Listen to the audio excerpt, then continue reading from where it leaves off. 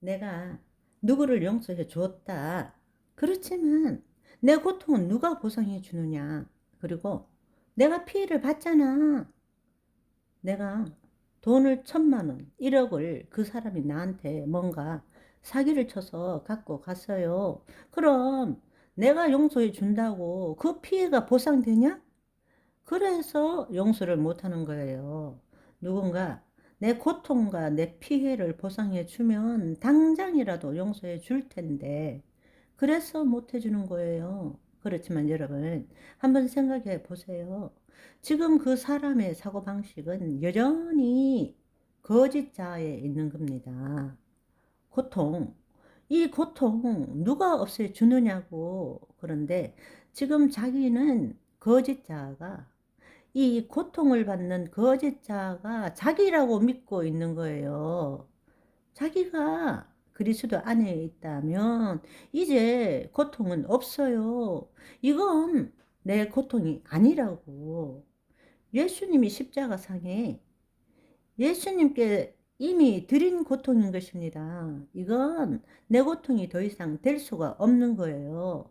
그리스도 안에 있는 자에게 있어서는 그 고통은 예수님이 십자가에 못 박아버린 고통인 거예요. 내 고통이 아니라고요. 그 피해, 내가 손해본 것은 어떡하느냐. 그 말은 다른 말로 그게 내 거다라고 믿고 있기 때문에 느끼는 감정인 것입니다. 무슨 말인지 이해되시죠? 그런데 그게 어떻게 내 거예요? 다 하나님 거죠. 그걸 내 소유라고 믿기 때문에 그 사람을 용서를 못하는 거예요. 그러나 그게 더 이상 이제 내 소유가 아니라 모든 것은 하나님 거예요. 그렇지만 여러분 생각해 보세요. 그런즉 너희는 먼저 그의 나라와 의를 구하라. 바로 그것을 내 모든 통치권, 다른 말로 내 모든 소유권과 지배권과 공급권을 하나님께 이양할 때에 이제 하나님의 무한하신 소유와 지배와 공급권을 사용할 수 있는 권세가 주어진다라는 것입니다. 그런데 그것을 사용을 못 해본 거예요. 안타까운 사실은 이 땅에 살면서 그 다스리는 권세가 뭔지를 맛도 못 보고 삶을 끝내는 사람들이 대부분이라는 것입니다.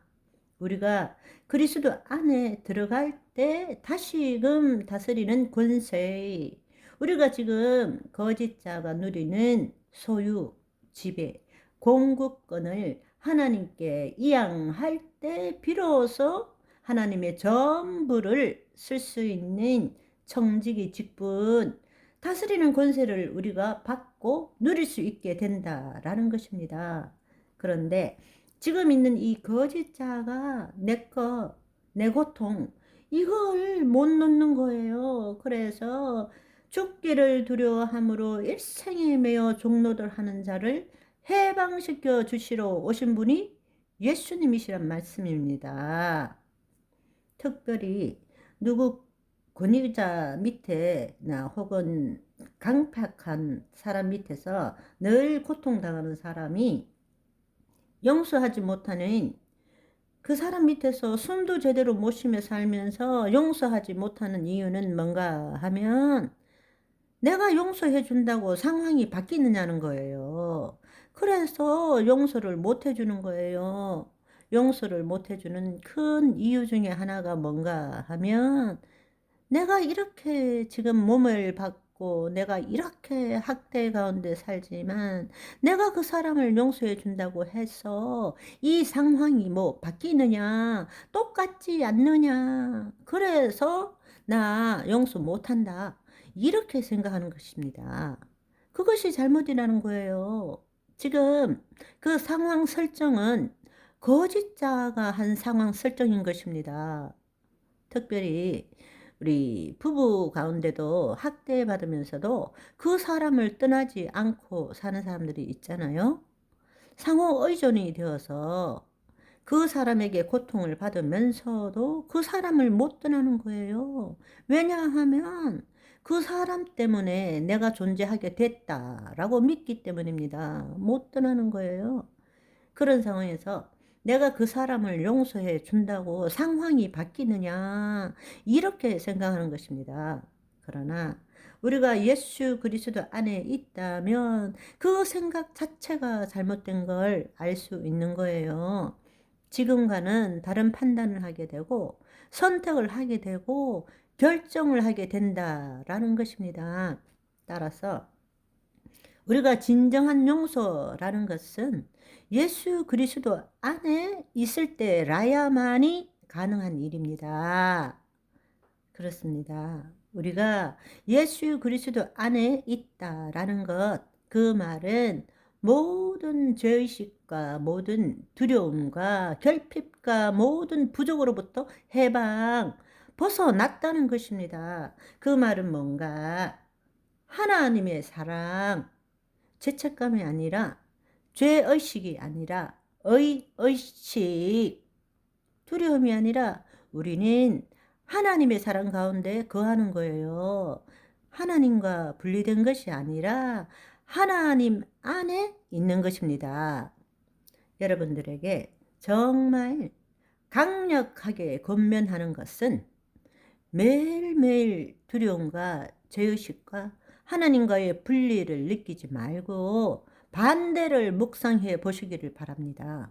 매일 아침에 눈 뜨자마자 여러분 눈 뜨자마자 세상에 관심을 두지 마시고 하나님 나라에 관심 두시기를 소망합니다. 눈을 떠도 하나님 나라에서 눈을 떠야지. 이 힘들고 어려운 세상에서 눈 떠가지고 하루를 어떻게 보내시려고 그래요? 눈 뜨자마자 마귀는 공격을 합니다. 분주하게 만들어요. 오늘 무슨 일, 뭐 어떻게 하고 어떻게 어디를 가고 수많은 일들이 나올 때 그렇게 하지 마시고 여러분이 하나님 안에 있다라는 사실, 하나님의 말할 수 없는 사랑이 내 안에 있다라는 거, 나는 하나님의 의다라는 거, 그걸 묵상하셔야 됩니다. 아멘. 그것이 얼마나 소중한지 모릅니다. 얼마나 소중한지 몰라요. 우리는 이 용서라는 무기를 가지고 자신의 거짓자를 제거하고 하나님의 영광을 드러내는 삶을 살아야 합니다. 아멘. 그렇습니다. 용서를 할 때에 우리가 마태복음 6장 14절에 보시면 주기도문이 나오고 난 다음에 얼마나 그것이 중요한지 우리 예수님이 용서에 대해서 한 번 더 말씀하세요. 마태복음 대저 나라와 근세와 영광이 아버지께 영원히 있사옵나이다. 아멘 하시고 바로 그 다음 14절에 너희가 사람의 잘못을 용서하면 너희 하늘 아버지께서도 너희 잘못을 용서하시려니와 15절 너희가 사람의 잘못을 용서하지 아니하면 너희 아버지께서도 너희 잘못을 용서하지 아니하시리라. 이 말씀은 예수 그리스도 안에 있는 것을 전제로 하고 하나님의 자녀에게 하신 말씀이에요.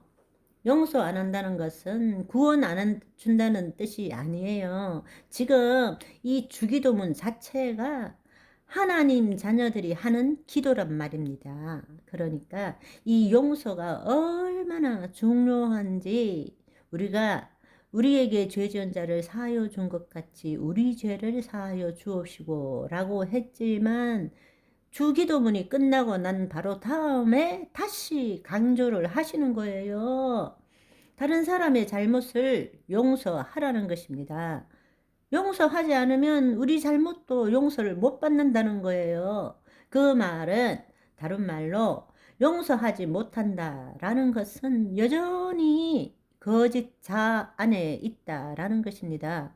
그러니까 거짓자 안에 있지만 그 거짓자 안에서 상대방을 통해서 뭔가가 투사가 오든 내가 투사를 할 때에 내 안에서 분노가 나고 화가 날 때에 우리가 해야 될 일은 뭔가? 자기를 부인하고 자기 십자가를 지고 그리스도 안으로 들어가는 훈련을 해야 되는 것입니다. 이것이 기적인 것입니다. 그런데 우리는 우리 방식으로 어떻게 요걸 해결해야 될까라고 생각한단 말입니다. 그게 바로 하나님을 두기 싫어하는 마음이 행하는 일이라는 것입니다. 이걸 깨닫고 그리스도 안에 들어가는 것이 용서라는 이야기입니다. 그리스도 안에 들어갈 때 나는 죄가 없어요. 나는 두려움도 없어요. 나는 결핍도 없어요. 부족도 없어요. 그러니까 그 사람이 뭐라고 하든 내가 내 감정이 동할 수가 없는 것입니다. 그리스도의 마음으로 지금 있는 그대로를 볼 때 그때 하나님의 역사가 일어난다는 것입니다. 아멘. 할렐루야. 바바이.